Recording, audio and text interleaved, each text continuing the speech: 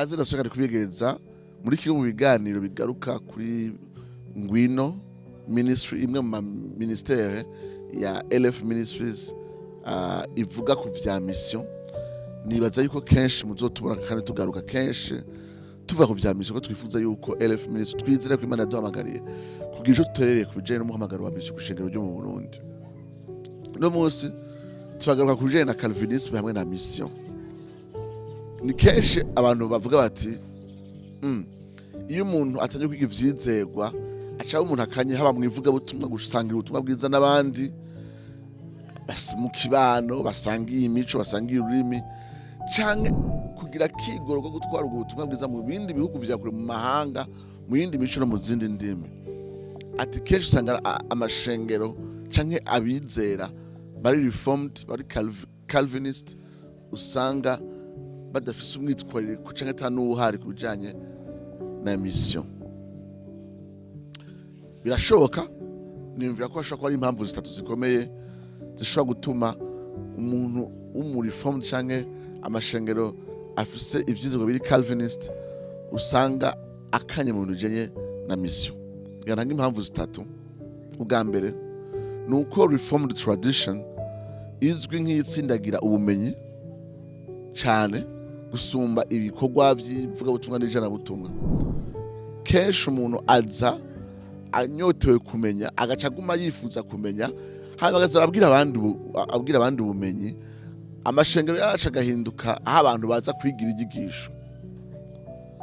Rero ubwo kuntu iyo emphasis wo gutsindagira sur l'intellect abantu nivyo bikundira bihitiramwo ko ubumenyi bugushira hejuru y'abandi canke butuma wiyumva kuri hejuru y'abandi, kandi burya nta kigoro gahari rwose ico kimwe no muri mission, kuko n'ubumenyi ukura mu bitabo canke mu ishure hanyuma umutwe ukavyimba ukumva uri umuntu akomeye, hanyuma ugacugira iyo prestige yo kubisobanurira abandi. No muri kameremere k'icaha umuntu ashobora guhinduka umuteoloji akomeye cyane, kandi no kuvuga ubwa kataravuga ubwa kabiri kubera abantu barakunda ubumenyi.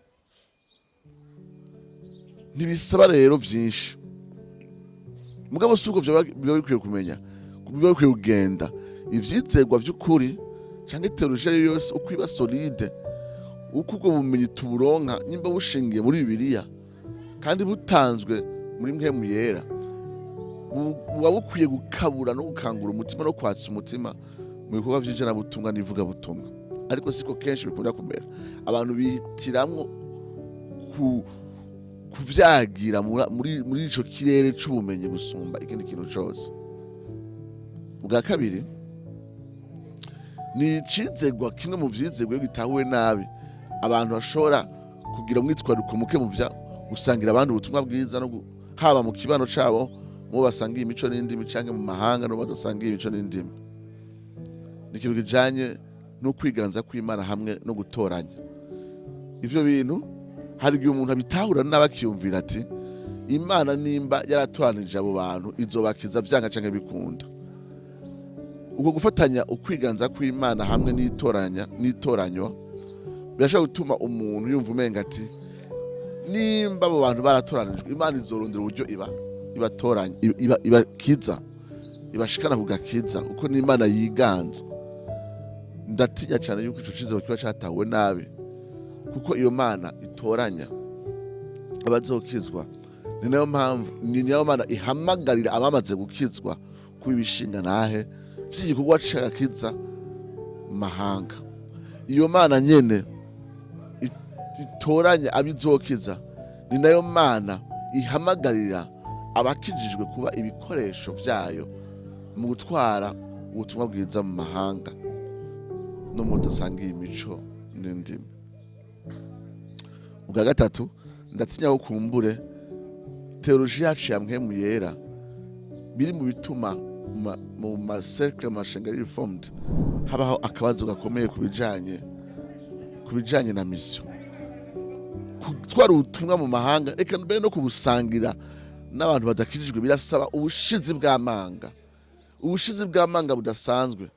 Kenshi iyo umuntu afitanye ubusabanira mpwemu yera canke amaze guca mu mubatizo wa mpwemu yera canke kuzura mpwemu yera uko wovyita, byuzuza umutima wiwe ukumva yoshingira intahe Kristo, yuzuye assurance idasanzwe, ubushitsi bw'amanga, kandi akumva yujujwe ubushobozi budasanzwe bwo kumva yubahutse kandi yiteze ko mpemu yera aza guserura inkomezi ziwe muri ico gikorwa.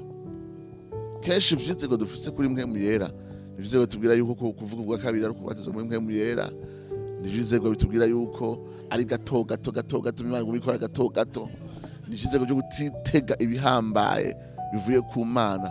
Ibyo byose bigatuma imbere y'umuhamagaro munini gose cyane twumva turi batonya, canke naho bamwe bamara imyaka bariko baragwana na assurance nimba barakijije batakijijwe. Umuntu nk'uyo ntaco yomara mwivuga butumwa canke mwijana butumwa, kandi tukatuzi yuko kuzuzwa assurance du salut n'umunezero bicanana n'amahoro bizanana n'urukundo wuzuzwa n'ubushobozi wuzuzwa ari bimwe mu bifatanye n'umubatizo hamwe mu yaciye kuzuzwa hamwe mu yera nk'uko bashobora kuvyita. Ivyo navyo birashobora gutuma haba intege nke cane mu bijanye n'ivuga butumwa hamwe n'ivya misiyo. Imana ishimwe ku bakalviniste batandukanye bagiye badufasha kugira ivyizegwa, novuga nti biri dynamique ku bijanye na mpemu yera. Naho biri uko, kuvuga yuko abakalviniste badakora misiyo kuba ari ukwihenda kose, kahise kerekana yuko abantu babaye abantu buzuye ivyizegwa bizima kandi buzuye n'umucanwa wo gusangira ubutumwa bwiza n'abandi. Kahise katwereka yuko abakalviniste bagize uruhara rudasanzwe. Reka duhere kuri Calvin. Gusoma uko abantu bavyibaza, ntiyari umwigisha gusa, yari afise umwitwariko ujanye n'ijana butumwa. Nk'akarero yarashoboye kumenyeka abamisiyonere naho bari bakenya nka bane bafatikanije n'abaprotestant b'abaigeno baja kuvuga ubutumwa, gutwara ubutumwa mu ba-Indien bo muri Brazil. Calvin naho yigisha ivyizegwa kuri Akademi y'i Geneve, nticabuza yuko mubo aramura habamo abamisiyonari. Nk'akarero nk'umwaka gusaba 1561 aramura abantu arungike nk'abamisiyoneri 142 nk'uko ivyigwa vya Michael Horton bivyerekana. Ariko kandi buhoro buhoro hagiye habonekana abantu bafise ivyizegwa bizima mugabo bifuza no kubisangiza abandi. Nk'akarero itorokanje ivyizegwa rizwi nka confession ya Heidelberg n'urujambo rw'ikidagi, niwumvunda ruvuze ukundi ntuzutangare. Mugabo mu kinyejana ca 16 umwami w'umudagi Frederick yasavye ko hoba itorokanje ivyizegwa. Hanyuma abantu nka Arsenius n'abandi baraja hamwe baturukanye ivyizegwa bizwi nk'ukwizera ku Heidelberg, igisagara kimwe mu Budagi ico gikorwa cabereyemo. Iryo itorokanje ivyizegwa ryavuye risobanurwa mu zindi ndimi. Ndatangaye ko mu myaka 25 gusa inyuma yuko iryo itorokanje ivyizegwa rishizwe mu mwaka w'1961 gutyo, inyuma y'imyaka 25 yitorokanye rya Heidelberg ivyizegwa, iryo torokanje ivyizegwa cyaciye gitangwa gushirwa mu ndimi zitandukanye z'i Burayi, ku buryo vyafashije mu ivuga butumwa no mwijana butumwa. Hano uvuga nk'umuyahudi umwe yabaye mu reforme agaca afata ivyo vyizegwa akabishira mu Giheburayo kugira ngo bifashe mu ivuga butumwa ku evangeliza abayahudi. Aha twovuga nk'ikopi havuye irungikirwa urongoye ishengero rya Orthodox gushikaho yizera ivyizegwa biri reforme, mbere asaba ko ishengero ryo kwemeza ivyizegwa vy'idot. Muravyibuka yuko mu mwaka wa 1617 mu nama y'idot bahavuye bemeza ukwizera ku Heidelberg. Hanyuma uyu mu patriarche aragwanywa cane mu ishengero ryiwe gose n'abandi barongozi yuko yinjije ivyizegwa biri reforme mu Bugiriki. Ibi vyose vyariko biraterera.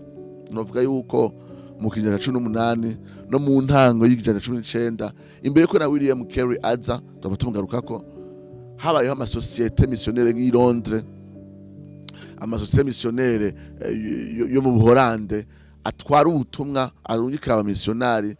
Vyatumye habaho abamisiyonari batandukanye batwara ubutumwa mu Bahindi bo muri Amerika. Ibi inye biratwibutsa ingene abaholande bariko baragira esclavage. Hatabura abamisiyonari b'abaholande bari reforme bagenda bajanye nabo n'abo ba esclavagiste bariko barakora ibintu igikorwa kibi ca esclavage mugabo missionnaire baba reforme bo mu Buholande bakavuga ubutumwa. Ariko kandi twibutse yuko abantu nk'aba David Brainerd bahinduka aba missionnaire mu bahindi bo muri Amerika. Turagaruka kuri William Carey atanguza ivyo bita mouvement missionnaire moderne, nanyo yari umubaptiste kandi wo mu reforme.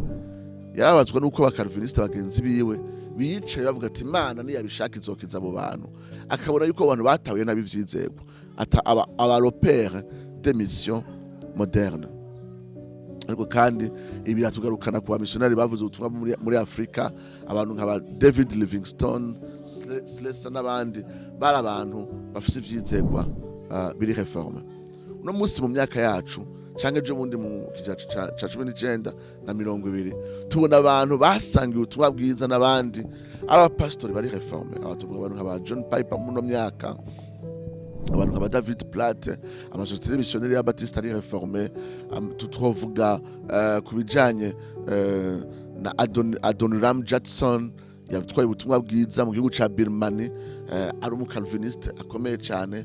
Aha twavuga ko bavuga ubutumwa abapastori nk'aba Spurgeon bari bazi ko ministeri yabo ari ministeri avuga ubutumwa yevangeliza, naho yabafise ishengero rinini.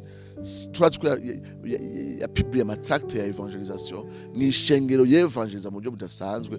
Mbere havuye agira n'ubucuti n'abamissionnaire kandi akabashigikira nk'aba Hudson Taylor yabaye umugenzi cyane wa Spurgeon, naho atari mu Calviniste. Hudson Taylor nticabuza ko amushigikira kandi babagenzi kandi agashigikira ibikorwa vyiwe vy'ijana butumwa.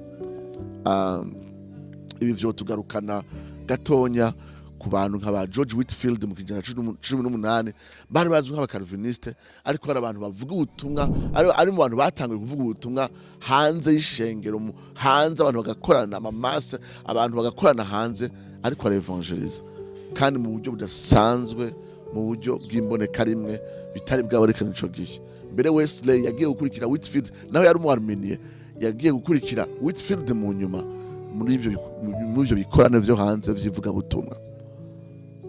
Turi gutanga ururo bwinshi abantu nka Jonathan Edwards no baba Calviniste basanga bakoresha ministère d'enseignement yabo mu kwevangeliza. Twavuga sermo izwi cyane Sinners in the Hands of an Angry God n'amasermo ari evangelistique.